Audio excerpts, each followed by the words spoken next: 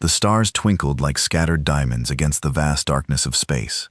The massive Imperial flagship Dominator moved silently through the void, its sleek silver hull gleaming under the light of distant suns. On the command bridge, Admiral Toll stood with his forearms clasped behind his back, his scaled skin reflecting the blue glow of the control panels. "How much longer until we reach this Earth?" he asked, the words sounding strange on his forked tongue. 3 hours, Admiral," replied Commander Mox, tapping on a transparent screen. "Our scout ships have already entered their solar system and report minimal defensive capabilities." Admiral Tooley nodded, his yellow eyes narrowing. The Emperor had sent him on many first contact missions before, but this one seemed hardly worth his time. These humans had barely managed to reach their own moon. Their technology was primitive, and their planet was divided into competing factions. They would be easy to bring into the Empire. "Prepare the standard intimidation formation," ordered Admiral Toole. "Let's show these primitives what real space power looks like." Behind the Dominator, 20 warships arranged themselves in perfect formation. Each one could destroy an entire city from orbit. The display of force had worked on hundreds of other species. It would work on humans, too. As the Imperial fleet approached Earth, they detected unusual activity. The humans had noticed them coming and were scrambling their own vessels, tiny, clumsy things, powered by chemical rockets. Admiral Toole almost laughed at the sight of them on the view screen. "Look at those primitive ships," sneered Commander Mox. "They use combustion engines. How have they not blown themselves up yet?" "Remember, Commander, we were all primitive once," said Admiral Toll, though he couldn't hide his smile. "Open communication channels. Let's see if they can at least talk properly." The main screen flickered, and a human face appeared. It belonged to General Tom, head of Earth's Unified Defense Command. His expression was calm, which surprised Admiral Toll. Most species showed fear when facing the Imperial fleet for the first time. "Unknown vessels, this is Earth Defense Command. You have entered restricted space.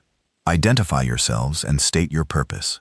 Admiral Toll stepped forward, drawing himself up to his full height, nearly 8 feet tall.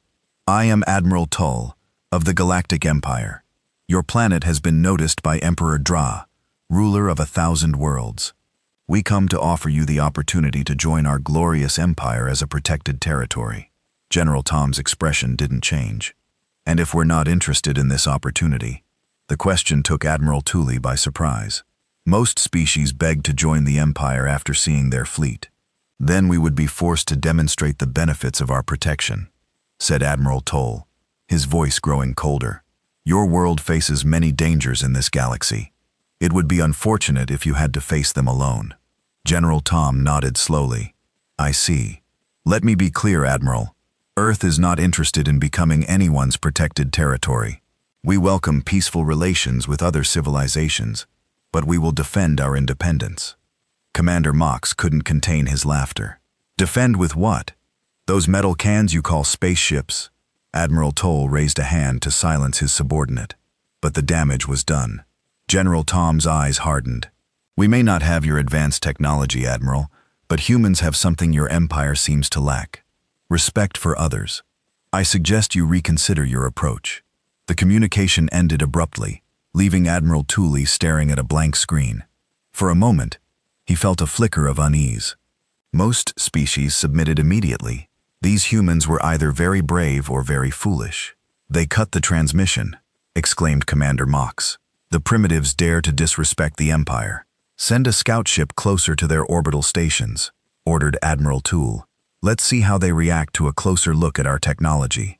One of the smaller Imperial ships broke formation and moved toward Earth's orbit, where several space stations and satellites floated as it approached. Sensors detected increased activity from Earth. "Admiral, the humans are launching something," reported the sensor officer. "It appears to be a small vessel of some kind. Primitive design, but moving at surprising speed."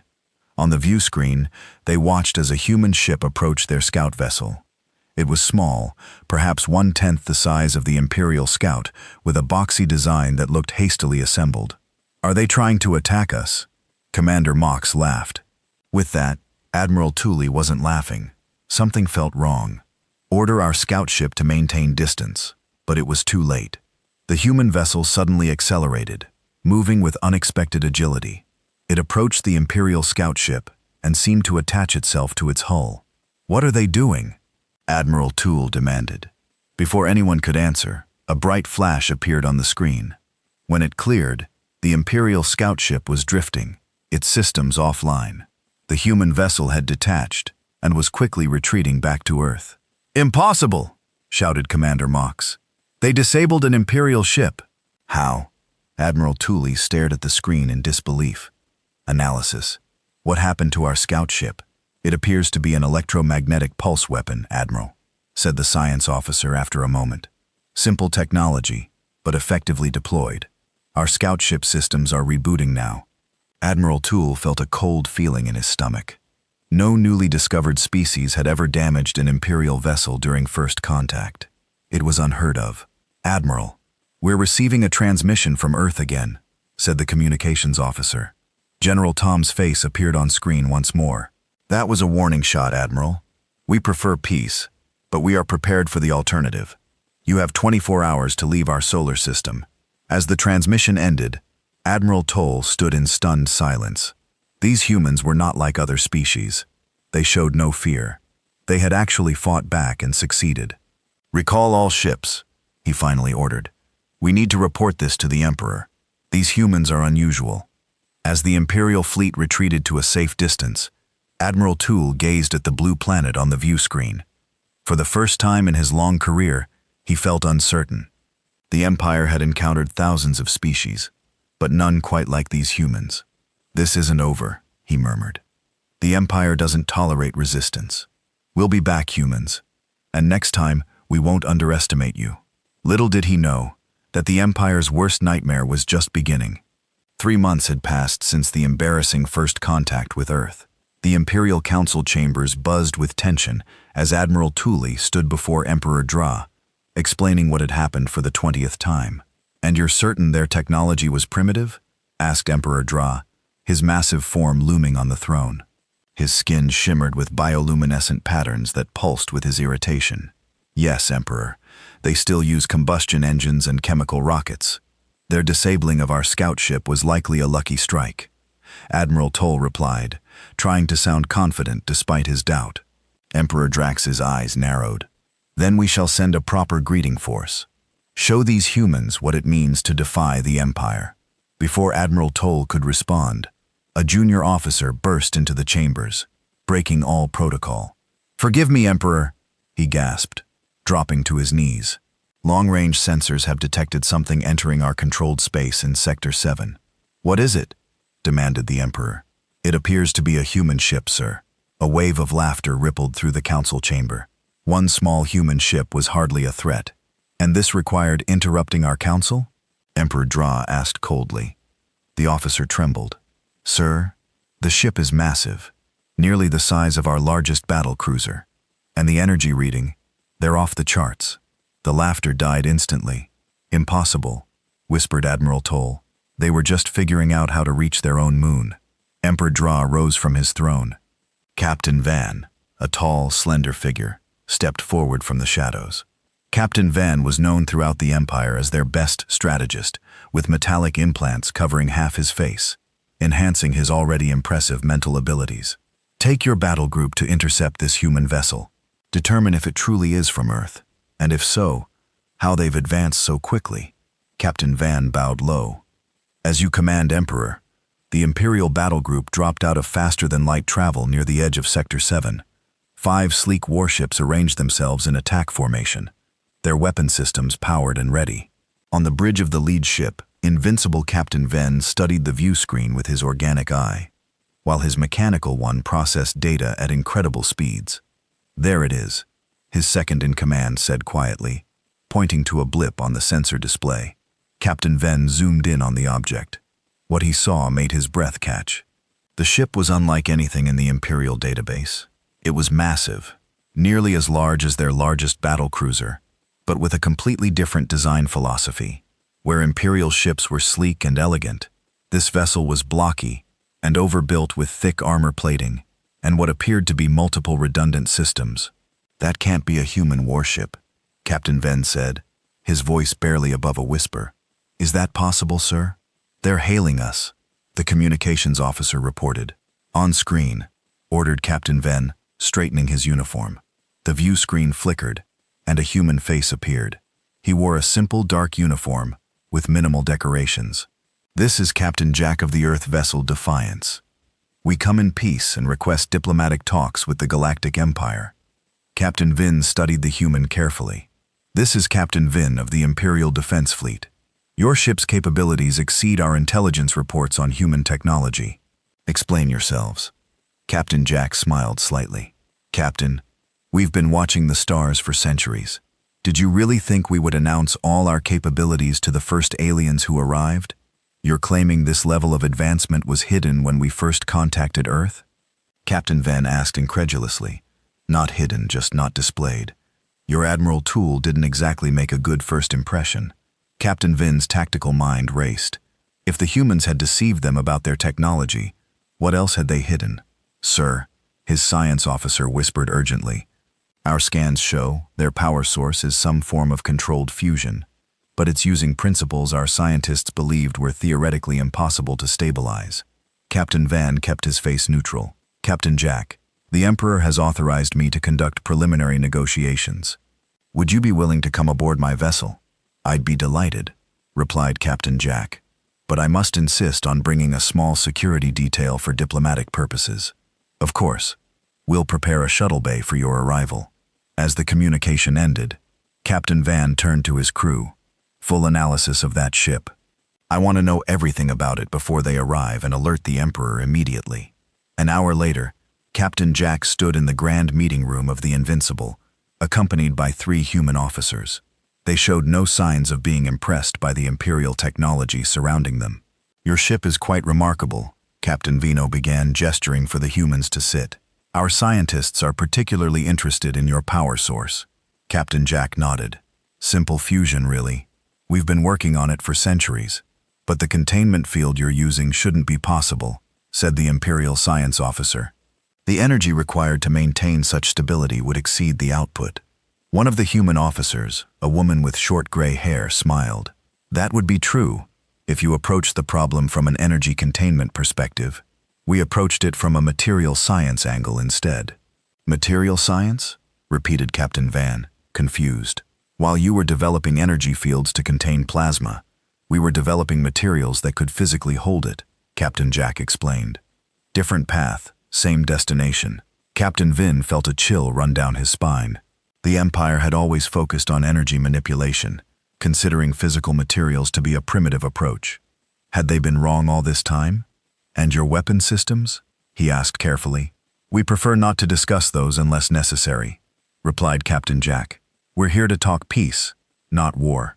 Captain Wiesen nodded slowly. "Of course, however, you must understand our concern. 3 months ago, you were barely able to reach your own moon.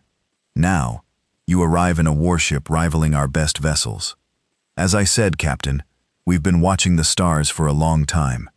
We knew we weren't alone, so we prepared. When your Admiral Tooley arrived making threats, we simply accelerated our timeline." Before Captain Vin could respond, his communication device buzzed. "Excuse me," he said, stepping away to take the message. "Sir," came the urgent voice of his sensor officer. "We've detected energy signatures from the human vessel. They've activated some sort of weapon system." Captain Van glanced back at the humans who were calmly waiting, showing no signs of hostility. "Are they targeting us?" he whispered. "No, sir. But the energy output is it's off the charts. Whatever they're powering up could potentially disable our entire battle group." Captain Van returned to the table, his face carefully composed. "Captain Jack, our sensors indicate your ship has activated weapon systems. Care to explain?" Captain Jack's expression didn't change. "Just a precaution, Captain. Your Emperor has dispatched another fleet to our location. They'll arrive within the hour. We wanted to be prepared just in case diplomacy fails." Captain Van felt his heart racing. How had the humans detected the reinforcements? Even more concerning, how had they built such advanced sensor technology? "I assure you, there's no need for weapons," Captain Ven said, trying to keep his voice steady. "The Emperor merely wishes to ensure these talks proceed smoothly." "Of course," said Captain Jack with a smile that didn't reach his eyes. Then we'll continue our discussion. Now about establishing formal diplomatic relations between Earth and your empire.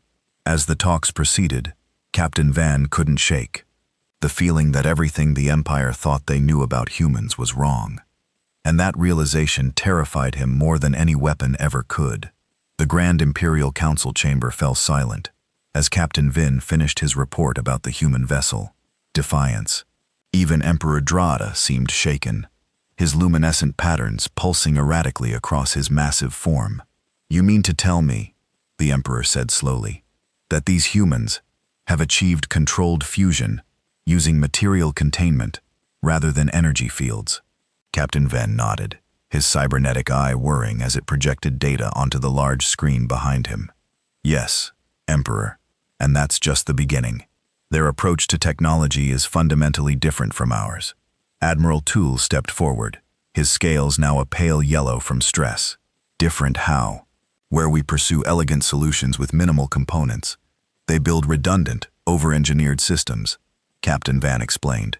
"Where we refine and perfect, they iterate and improvise. Most importantly, they've developed along technological paths we abandoned centuries ago, seeing them as inefficient." The council chamber erupted in murmurs. The Empire had always prided itself on elegant technological solutions, systems that worked with perfect efficiency and minimal waste. The idea that a species would deliberately choose a different path seemed almost offensive. Emperor Dross raised a hand for silence. "Bring in the human delegates. I wish to hear this from them directly." Minutes later, Captain Jack and his team were escorted into the chamber. They showed no signs of intimidation, despite being surrounded by the Empire's most powerful leaders. "Captain Jack of Earth," Emperor Dradra's voice boomed across the chamber. "Your ship has caused quite a stir among my advisors. We find ourselves curious about human technology." Captain Jack bowed slightly. "We are happy to explain, Emperor, though I should warn you that I'm a soldier, not a scientist. Dr. Anna here would be better suited to answer technical questions." The woman with gray hair stepped forward. "Perhaps I can clarify some misconceptions. When we detected your scout ships approaching our solar system months ago, we realized we needed to accelerate our plans." "You knew we were coming?" Admiral Tooley asked, surprised. Dr. Anna smiled. "We've been watching the stars for centuries. Our telescopes detected your ships long before you entered our system." "Impossible!" snorted the Imperial Science Advisor. "Your technology couldn't possibly." "Actually," Dr. Anna interrupted politely, "while our space travel technology was indeed limited, our observational equipment is quite advanced.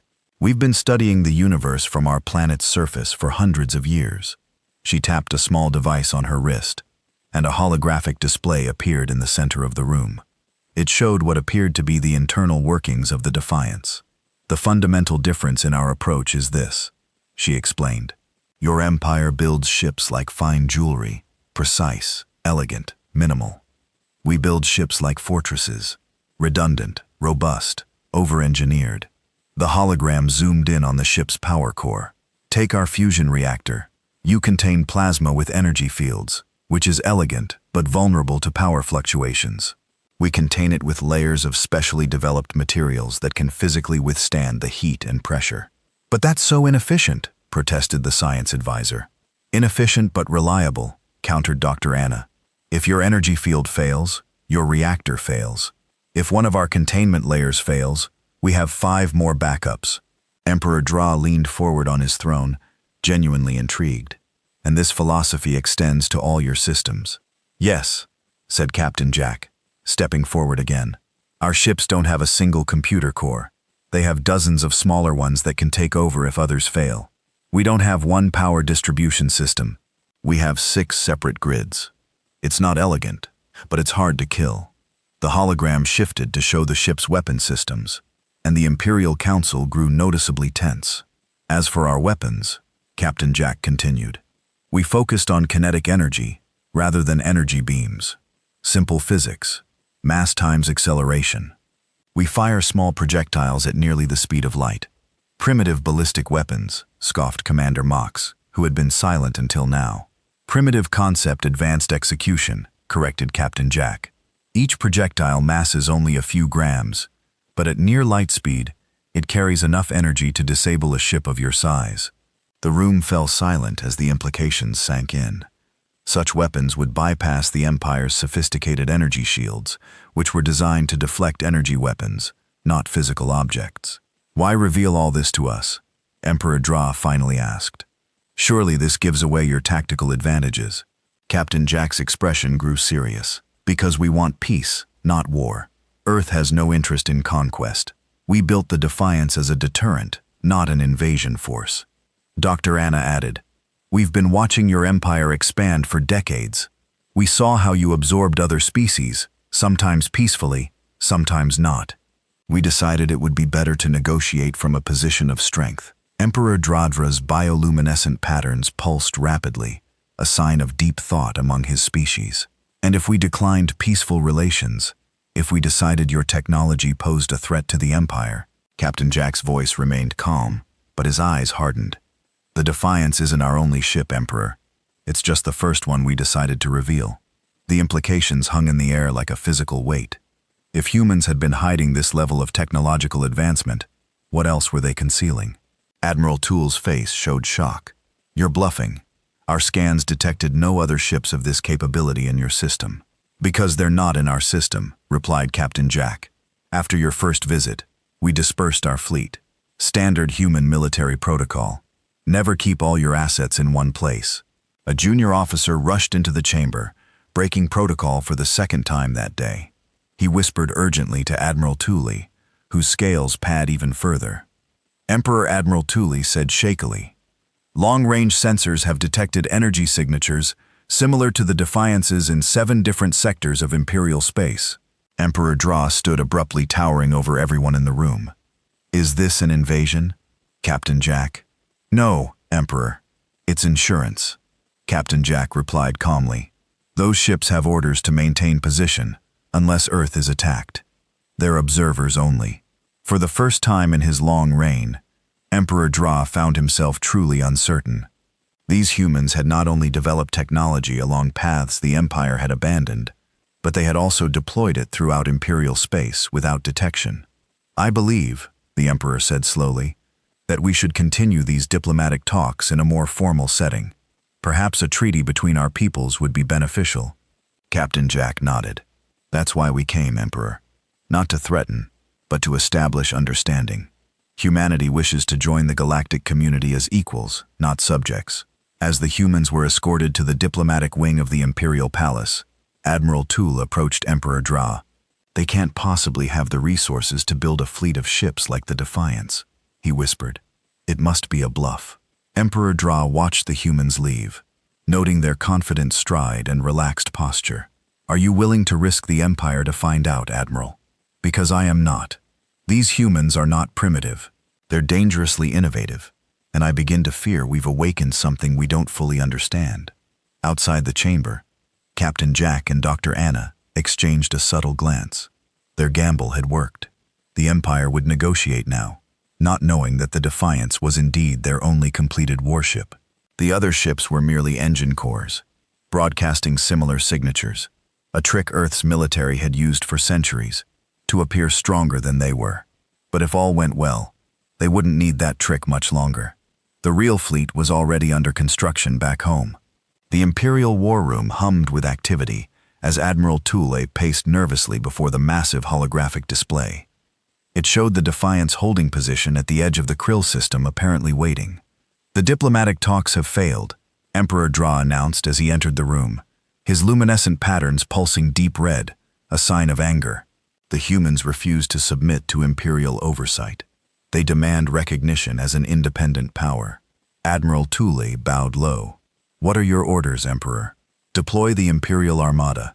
Show these upstart humans the true might of our empire. Emperor Dra commanded, his voice echoing through the chamber. 20 battle cruisers should be enough to deal with one ship, regardless of its unusual technology. Captain Vin, who stood quietly in the corner, stepped forward. With respect, Emperor, I believe we should reconsider. The humans have demonstrated capabilities we don't fully understand. Emperor Dran turned his massive head toward Captain Ven. Are you suggesting we allow a primitive species to dictate terms to the Empire that we show weakness? Not weakness, caution, Captain Ven replied. At least until we better understand their technology. Your caution is noted, Captain, the Emperor said coldly, but the decision is made. Admiral Thule will lead the attack personally. As the Emperor left, Captain Vin approached Admiral Thule. Be careful, Admiral. Don't underestimate them again. Admiral Thule's scales flickered with annoyance. 1 ship against 20 of our finest battle cruisers. The odds favor us, Captain, regardless of their technology. Hours later, Admiral Thule stood on the bridge of the Imperial flagship Conqueror, leading the most impressive battle formation the Empire had assembled in decades. 20 sleek, deadly battle cruisers, arranged in perfect attack formation. Their energy weapons charged in shields at maximum strength. Before them floated the Defiance, alone and seemingly vulnerable. Its blocky, overbuilt design looked crude next to the elegant Imperial vessels. Open communication channels, ordered Admiral Thule. Captain Jack's face appeared on the main screen, looking remarkably calm for someone facing overwhelming odds. Captain Jack, this is your final opportunity to surrender your vessel and submit to Imperial authority. Admiral Thule declared. Your ship is impressive, but it cannot stand against the Imperial Armada. Captain Jack smiled slightly. Admiral, we came here seeking peace. You chose war. What happens next is on your conscience, not ours. You threaten us with a single ship. Admiral Thule laughed. Your confidence borders on madness. Not confidence, mathematics, replied Captain Jack. You still don't understand what you're facing, but you will. The transmission ended abruptly. Prepare all weapons, Admiral Thule ordered. Target their propulsion systems first. I want that ship disabled, not destroyed. The 20 Imperial battle cruisers moved into attack position, surrounding the Defiance. On Admiral Thule's command, they fired simultaneously, their energy weapons creating a beautiful but deadly light show in the darkness of space. To everyone's shock, the energy beam seemed to bend around the human vessel, as if sliding off an invisible surface. What happened? Demanded Admiral Thule. Report, sir, the weapons officer stammered. They appear to have some sort of gravitational shield. It's bending our energy weapons away from the hull. Impossible, Admiral Thule hissed. No shield technology can. Sir, the sensor officer interrupted. The human ship is powering up its weapon systems. On the view screen, they watched as panels slid open along the Defiance's hull, revealing what looked like primitive gun barrels. They're using projectile weapons in space. Admiral Thule scoffed. How primitive. The sensor officer's voice shook as he replied. Sir, those aren't ordinary projectiles. They're accelerating to near light speed. The energy readings are off the charts. Before Admiral Thule could respond, the Defiance fired. There was no beam of light, no visible energy discharge, just a silent, invisible attack that tore through. The relentless one of their most advanced battle cruisers. Its shields, designed to stop energy weapons, offered no protection against physical objects moving at such speeds. Evasive maneuvers, shouted Admiral Thule, his composure finally breaking. All ships scatter formation, but the Defiance was already firing again and again. Each shot precisely targeted and devastatingly effective. Imperial battle cruisers, the pride of their fleet, were being disabled one by technology the Empire had dismissed as inefficient centuries ago. Sir, we've lost 6 ships already, reported the communications officer. 3 completely destroyed, 3 disabled. How? Admiral Thule demanded. How can one ship do this? The science officer looked up from his console, his face pale. Their firing solution is perfect, sir. They've calculated the exact point to hit each ship to disable its primary systems with minimal damage. And their rate of fire, it's beyond anything we've ever seen. On the main screen, they watched as the Defiance methodically targeted another Imperial vessel. This time, they could see what was happening more clearly. The human ship fired what appeared to be a small metal projectile, no bigger than a finger, but moving at near light speed. Its kinetic energy was enormous, punching through the Imperial ship's hull like paper. Sir, they're hailing us, the communications officer said. Captain, Jack's face appeared again, his expression now serious. Admiral Thule, you've lost 9 ships. None of your weapons can penetrate our gravitational shields. Please stop this before more lives are lost. Admiral Thule stared at the screen in disbelief. Half his fleet disabled or destroyed in less than 10 minutes. without the human ship taking a single hit. "What are you?" he whispered. "Just humans, Admiral," replied Captain Jack. "We simply took a different path. While you perfected energy weapons, we focused on kinetics. While you built elegant single-core computers, we built redundant networks. While you refined minimal designs, we overbuilt everything." Another Imperial battlecruiser exploded silently in the background, emphasizing his point. "Our shields aren't energy fields trying to stop your weapons," Captain Jack continued. "They're gravitational lenses, bending space itself to divert your attacks. Different approach, better results." Admiral Tully felt something he hadn't experienced in centuries: fear. The Empire had always believed its technology was the pinnacle of advancement, that elegant solutions were inherently superior. Now faced with the brutal effectiveness of human engineering, he was no longer certain. "Stand down all weapons," he finally ordered, his voice barely audible. "All ships, cease fire." A collective gasp went through the bridge. Never in living memory had an Imperial fleet retreated from battle. "Sir," the weapons officer questioned uncertainly. "You heard me," Admiral Tully said more firmly. "We cannot win this fight. Not today." Turning back to the screen, he addressed Captain Jack. "We will withdraw our forces, Captain.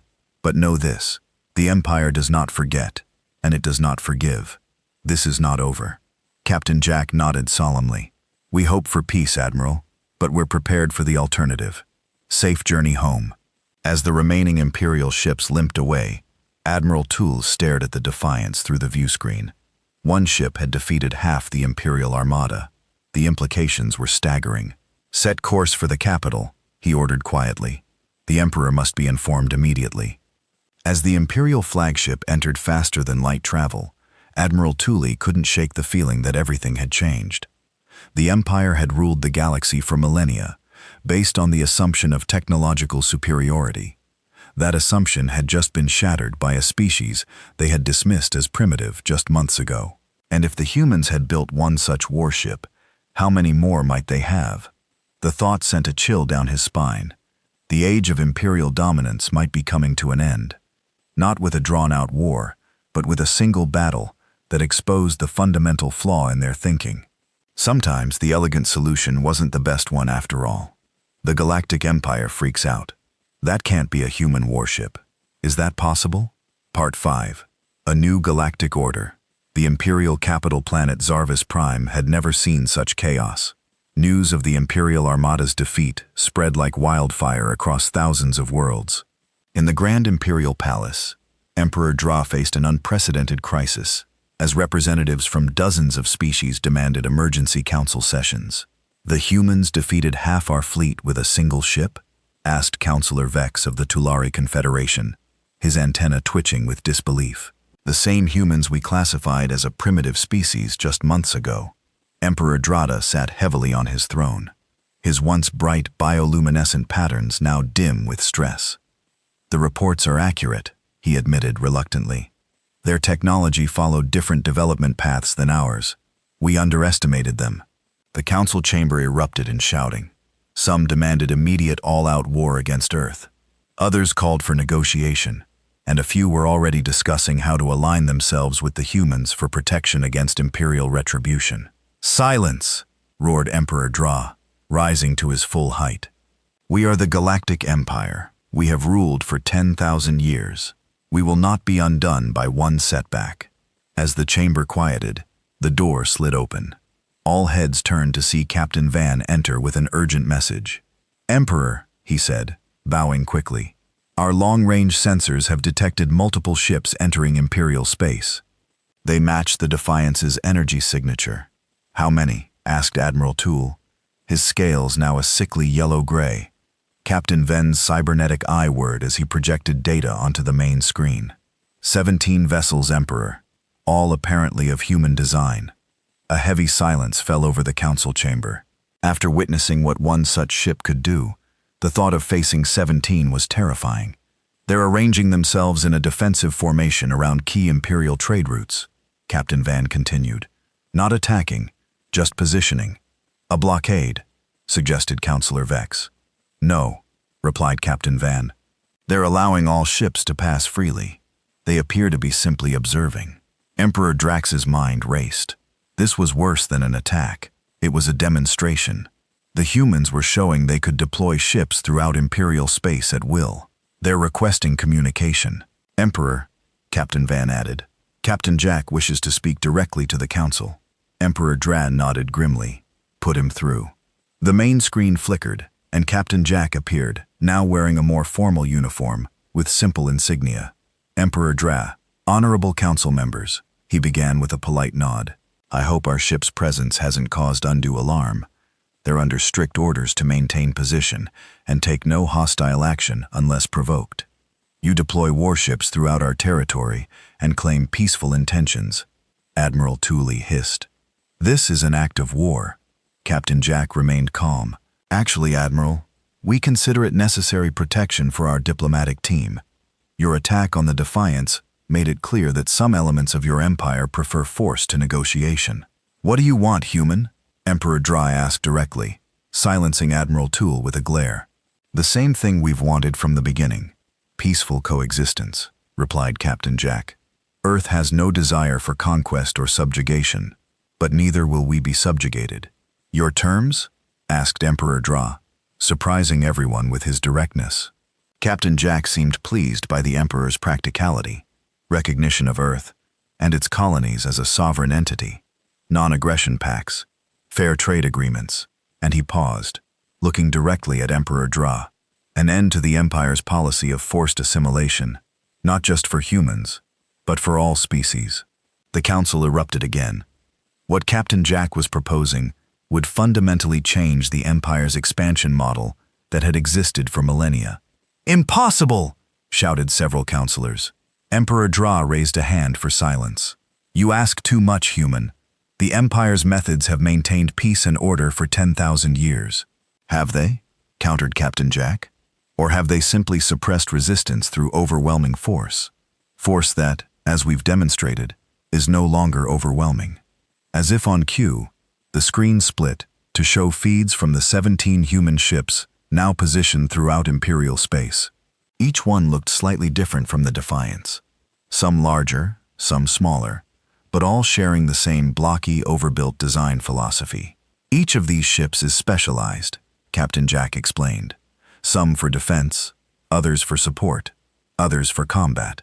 Together, they form the first human interstellar fleet, a small demonstration of what we can build when necessary. Emperor Dra understood the implicit threat. The Empire had always relied on its technological advantage to maintain control. If the humans could build ships that rendered Imperial weapons ineffective, everything changed. And if we refuse your terms, he asked quietly, then we'll defend ourselves. Captain Jack said simply. But we hope it won't come to that. We're offering partnership, not surrender. The Emperor studied the human captain thoughtfully. You could have attacked when our fleet retreated. You held the advantage, why didn't you? Captain Jack's expression softened slightly. Because that's not who we are, Emperor. Humans have fought countless wars among ourselves throughout our history. We've learned the hard way that victory through destruction only leads to more conflict. He gestured to someone off-screen, and Dr. Anna stepped into view. We've prepared a proposal, she said, for a new kind of galactic alliance. Not an empire ruled by one species, but a confederation of equals, each contributing their unique perspectives and technologies. Data began streaming to the Imperial systems. Detailed plans for a restructured galactic government, trade agreements, technological exchange protocols, and more. We've studied your history. Dr. Anna continued. Your empire began as a force for stability after the Chaos Wars. You brought order to a fractured galaxy, but systems must evolve or they stagnate and eventually collapse. Emperor Dra was silent for a long moment, processing. In his 10,000 years of rule, no species had ever approached the empire as equals. They had always been conquered, or they had submitted willingly. This was unprecedented. Your proposal will require consideration, he finally said. The Empire does not change course quickly. We understand, replied Captain Jack. Our fleet will maintain position as a goodwill gesture, but will take no hostile action. Our diplomatic team will remain available for further discussions. After the transmission ended, the council chamber remained silent. For the first time in living memory, The Empire faced a species it could not simply overwhelm with superior technology or numbers. Could we defeat them in an all-out war? Emperor Dra asked Admiral Tully privately after dismissing the council. Admiral Tully's scales flickered with uncertainty. Perhaps, Emperor, but the cost would be immense. And if there are more human ships under construction? There are, confirmed Captain Vin, who had remained behind. Our intelligence suggests their production facilities are operating at full capacity. They're building more ships, even as we speak. Emperor Dra moved to the window overlooking the capital city. For 10 millennia, the Empire had represented the pinnacle of galactic civilization. Its technology was unmatched, its military undefeated. Now, a species they had dismissed as primitive had fundamentally challenged that order. Perhaps, he said slowly, it is time for the Empire to evolve. As the humans suggested, Admiral Tool looked shocked. Emperor, you can't seriously be considering their proposal, can't I? Emperor Dra turned to face his most trusted advisor. Our defeat wasn't just military, Admiral. It was philosophical. We believed our technological path was the only valid one. The humans proved otherwise. What other assumptions might we be wrong about? Captain Van stepped forward. The humans' approach to technology is fascinating, Emperor. Different, but effective. If we could learn from each other rather than fight. The Emperor nodded thoughtfully. Prepare a response to the humans. We will negotiate. As word spread throughout the galaxy that the mighty Empire was negotiating with humans as equals, other species began to reconsider their place in the galactic order. Some reached out to Earth directly, seeking alliances and trade agreements. Others began demanding similar treatment from the Empire. A new era was beginning, not through conquest or submission, but through the recognition that different paths could lead to similar destinations, and that sometimes the most elegant solution wasn't always the best one.